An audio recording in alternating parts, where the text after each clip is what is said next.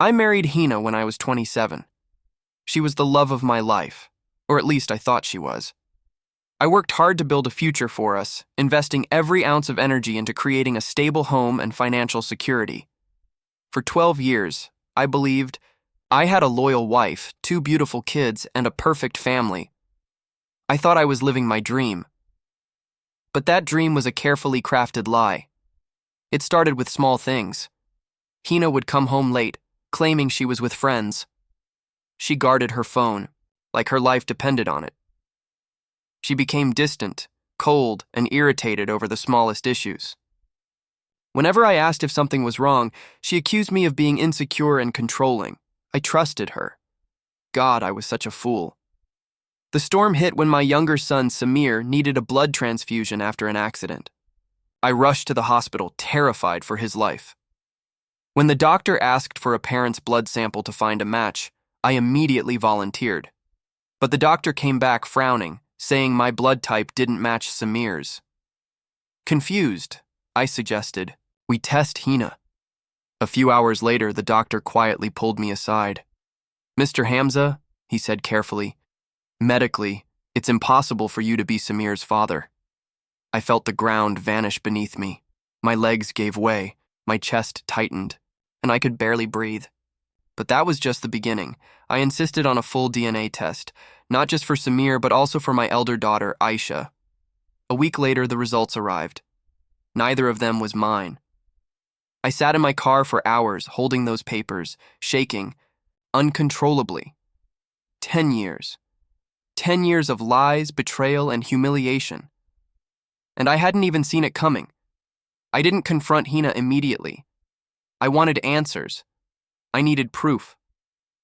So I hired a private investigator. Over the next 2 weeks, I learned everything.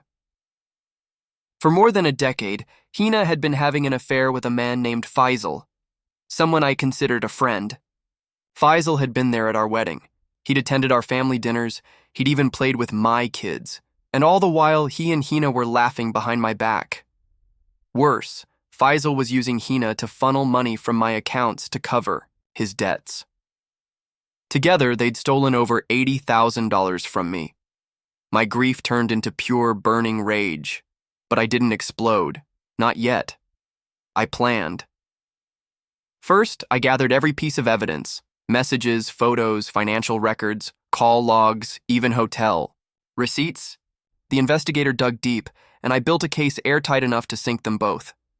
Then, I set the stage for my revenge. I invited Hina's entire family, Faisal's parents, and close friends to a special dinner at our house. She thought it was a celebration for our wedding anniversary. She even dressed up, looking radiant, oblivious to the storm about to hit her. Halfway through dinner, I stood up and said, "Hina, I have a gift for you." I pulled out a large envelope and handed it to her. Inside were the DNA reports. She skimmed the papers, and I watched her face drain of color as whispers filled the room. Then, without giving her time to react, I connected my laptop to the TV.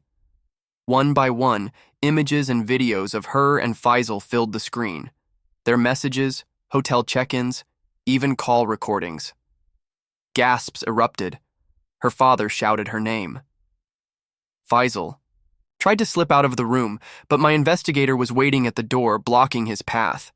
Hina burst into tears, begging me to stop, but I wasn't done. I stood there and said, loud enough for everyone to hear, "For 10 years, you lied to me, stole from me, and destroyed my family. Tonight, everyone sees the truth." The next day, I filed for divorce, but I didn't stop there. Using the financial evidence, I filed a criminal case against Hina and Faisal for embezzlement and fraud. The police came to our house 2 days later and arrested them both. The look on Hina's face when she was handcuffed will stay with me forever. She screamed, cried, and begged me to save her, but I just stood there silently, watching justice finally catch up to her. The court battle lasted 9 months, but I won. Hina was sentenced to 3 years in prison for financial fraud. Faisal got 5 years for theft and tax evasion. I gained full custody of my kids, yes, even though they weren't biologically mine, because Faisal didn't want them, and Hina was in jail. It wasn't easy raising them alone after the betrayal, but they're innocent. None of this was their fault. 2 years later, Hina wrote me letters from prison, begging for forgiveness, saying she'd changed. I never replied. She made her choices. As for Faisal, his life is in ruins. His family disowned him. His business collapsed, and his name became synonymous with shame. I rebuilt myself from the ashes. I grew my business, traveled, and started focusing on my happiness and my kids. It took time, but we healed. Sometimes late at night, I think back to that hospital moment, the instant I learned the DNA truth. That was the day the old me died, and from his ashes, I built someone stronger. Someone who doesn't forgive betrayal. Someone who makes sure justice is served. Hina thought she could lie to me for 10 years and walk away unscathed. Instead, I took everything back. Her freedom, her lover, and the life she thought she controlled, because betrayal has a price, and I made sure she paid it in full.